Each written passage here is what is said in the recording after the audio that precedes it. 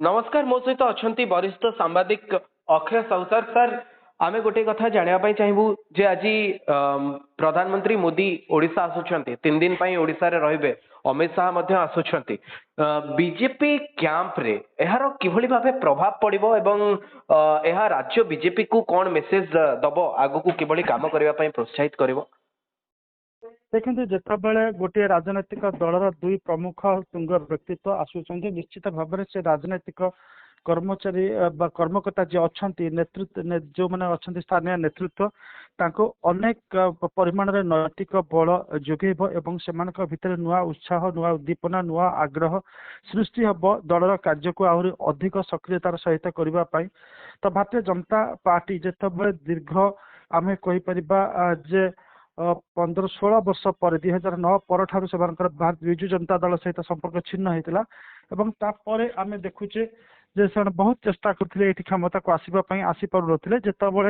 एभली गोटे सुवर्ण सुजोग पाखक आसी से सुजोग को सदुपयोग कर आहरी निजक सुदृढ़ करने चेष्टा करेंगे और प्रधानमंत्री जिते आसुँच सी भारतीय जनता पार्टी नेता मान सहित मिसबे मंत्री मान सहित मिसबे विधायक मान सहित मिसबे से कार्य को परखिबे एवं जोटी ठीक अच्छी से प्रशंसा करेंगे और जो भूल अच्छी सुधार परामर्श देवे। तो ये नेता एवं तृणमूल स्तर नेता एवं कर्मी भितर गोटे संपर्क जोड़बार संपर्क को आहुरी सुदृढ़ कर अवकाश अच्छी। निश्चित भाव में ए दुई तुंग नेतृत्व ओडिशा विजिट तांकर दलर कर्मकर्ता मन भितर नुआ जोश भरीदेव एवं पुणी अधिक सक्रियतार सहित सठिकतार सहित निर्भुलतार सहित जनसेवा एक सुजोग प्रदान करिवो। कहला जे मोदी जो पूर्व ओडिशा गस्त रही से कथा होते जो माने विधायक एवं मंत्री जो माने मंत्री पदर दायित्व रे अछंती सेमानकु किछि किछि टास्क देइथिले एवं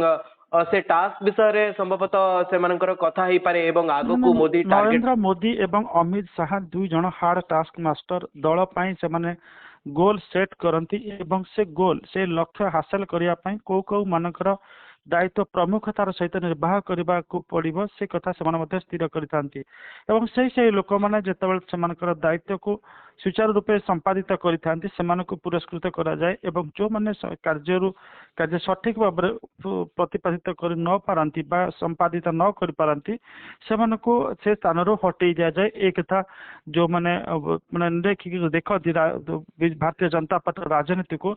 से निश्चित भाव उपलब्धि करते अनेक व्यक्ति को मंत्री पद दायित्व दि जाए किंतु जिते से विभाग दायित्व ठीक भाव में तुलाई न पारि हटई दि जाए। तेबे आपण कोन कहउछन्ती जे मोदी और शाहंकर गस्त पर संभवतः ओडिशार मंत्रिमंडल रे गोटे बड़ हलचल देखा जाई पारे किछि लोकन को ऐड करा जाई पारे किछि विधायकों को एतरु बाहर को जीवा को पड़ी पारे बोली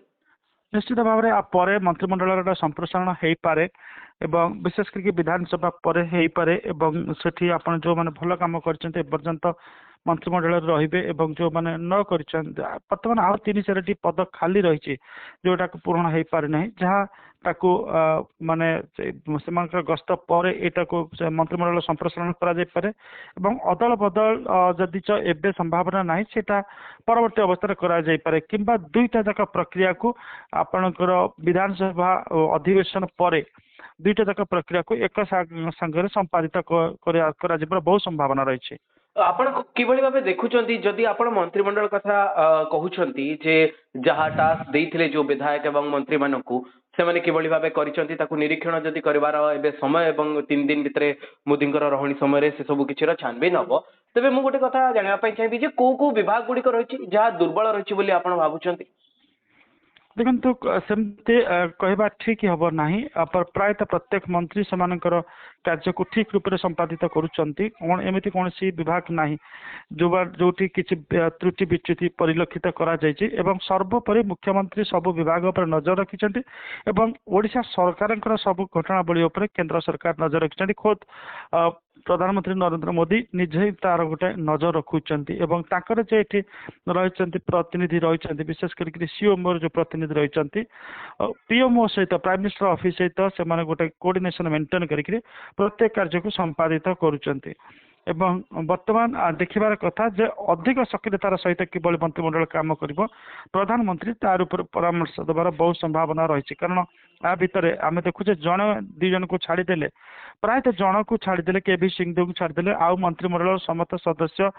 ପ୍ରଥମ ଥର ପାଇଁ ସେମାନେ ମନ୍ତ୍ରୀ ପଦରେ ବସିଛନ୍ତି ଏବଂ ତା ଭିତରୁ 90% କିମ୍ବା ତାଠାରୁ ଅଧିକ ଯେଉଁମାନେ ପ୍ରଥମ ଥର ପାଇଁ ପ୍ରଥମ ବିଧାୟକ ହେଇଛନ୍ତି ଏବଂ ମନ୍ତ୍ରୀ ହେଇଛନ୍ତି ତ ସମସ୍ତଙ୍କର ଅଭିଜ୍ଞତା ଢେର କମ୍ ଏବଂ ସମସ୍ତେ ଚେଷ୍ଟା କରିବେ ଯେ ମାନେ ଅଧିକରୁ ଅଧିକ କିଭଳି ଏଇ ଯୋଉ ପ୍ରକ୍ରିୟାକୁ ଶିଖିବା ପାଇଁ ଏବଂ ତା ଥରେ ସେମାନେ ଶିଖିଗଲା ପରେ ସେମାନଙ୍କ କାର୍ଯ୍ୟ କରିବା ପାଇଁ ବେଶ ଟିକେ ସହଜ ହେବ ଏବଂ ସରଳ ହେବ